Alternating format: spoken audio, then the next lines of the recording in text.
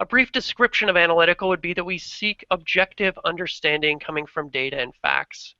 We value accuracy and precision. I think oftentimes the first thing that comes to people's mind is we like numbers, and we're data driven and we value measurement, that which is quantifiable. And there's a great quote from Galileo that says, "Measure what is measurable and make measurable what is not so." In other words, if it's not measurable, try to find a way to make it measurable. That's a great analytical quote. But I think analytical extends beyond numbers, and I would to just about everything where we value precision. So, for example, with words, I recently heard someone say, "Wow, that salesperson is literally on fire." And I made the joke to someone, said, "Well, we better get the fire extinguisher and call 911 because if someone's literally on fire, that's very dangerous." And I think what they meant to say more accurately is that person is figuratively with emphasis on fire. So that's a little bit of the analytical mind at work. People high in analytical are adept at noticing, identifying patterns. They have an acute awareness of all the factors that go into something, and they're good at identifying the root cause. They're interested in cause and effect relationships.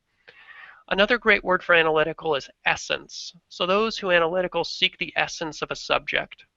That can go with theories, that can go with words, subjects. A great quote from Einstein is that everything should be as simple as possible, but not simpler. And I think that's a wonderful analytical quote there. If we think of a physicist with their equations on a chalkboard that cover volumes go up and down in an auditorium, and yet the part of the brilliance of Einstein was he was able to simplify into an equation of E equals mc squared.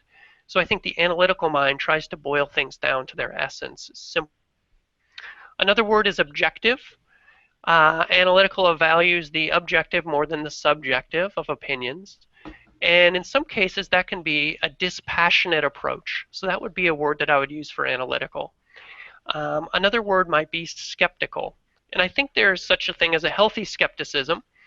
And perhaps there's something also as an unhealthy skepticism, which brings me kind of to the basements of analytical.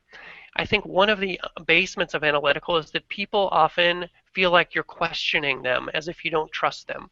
And that's something that we who have analytical have to very, very well manage. Manage our reaction. When is the right time to question? We can also be frustrated when things don't make logical sense and can sometimes be described as too serious, which goes back to the classes maybe not being as fun with high analytical groups. People high in analytical can also devalue the emotional component of a situation, so ignoring the qualitative evidence of feelings. And I think when analytical becomes mature, it honors and acknowledges that evidence, if you will, of emotions. Simply put, I think the basement of analytical is to overanalyze and have paralysis by analysis. And I think in common overanalyzing has a negative connotation, as in don't overanalyze this. Interestingly, I think for most strengths, if you overuse them or misapply them, that would be the basement. But one of them, over-communicate, actually has a positive connotation. So this is a time when we need to over-communicate this message. And I think someone with analytical might say, well, I don't know if we want to over-communicate. Let's just communicate the right amount. Let's simplify the message such that we get to the core of it and people really understand it. Where if you over-communicate, perhaps the message is lost. Analytical's in the strategic thinking domain, and in terms of frequency in the top 5 of our database, 12% of our database has it in the top 5, which puts it ranked tied for 19th. The most likely pairing is at 35%, both achiever and learner. And I would hypothesize that's probably because those are two of the most common themes in our database, and there's not an inherently interesting relationship about those. But I would be welcome any people's theories about that. In terms of least likely pairing, it's tied at 2% for positivity and woo. And I think there's some interesting things we can do by theme contrast here. So I'll start with positivity and analytical. A positivity describe themselves as an optimist, someone high in analytical, would be a realist, not a pessimist, but a realist. So a joke that I say is optimists see the glass as half full. People high in analytical see the glass as at 50% capacity. People high in positivity might be lighthearted, where high in analytical would be serious-minded. Woo was a little bit harder for me to contrast, but I went right to the source and looked for evidence in StrengthsFinder 2.0, which is always a great resource to go right to the definition. I was looking for patterns, of course, and within the first two sentences I saw the word challenge in both woo and analytical.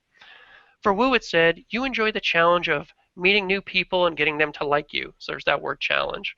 For analytical, it was your analytical theme challenges other people.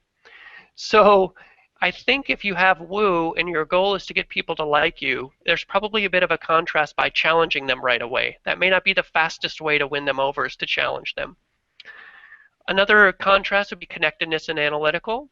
So I think connectedness would accept mystery, whereas people behind analytical would accept truth. And I think both might be seeking truth. Connectedness may be more truth with a capital T, a spiritual, whereas analytical might be truth with a lowercase t, more of an objective truth.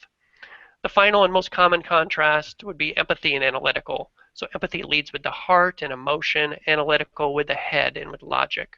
A couple of theme packages. One would be a serious package of themes.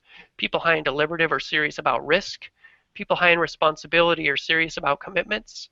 And people high in analytical are serious about proof.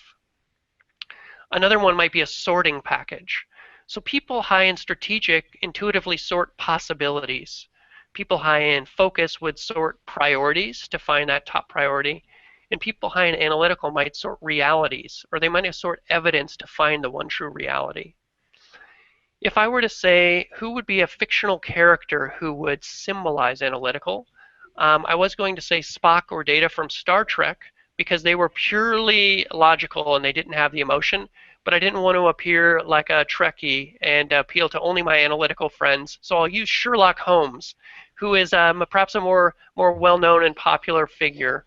And Sherlock Holmes has a great quote which says, eliminate all other factors, and the one which remains must be the truth. And I think that quote, great summary, and kind of ends my overture for the analytical theme.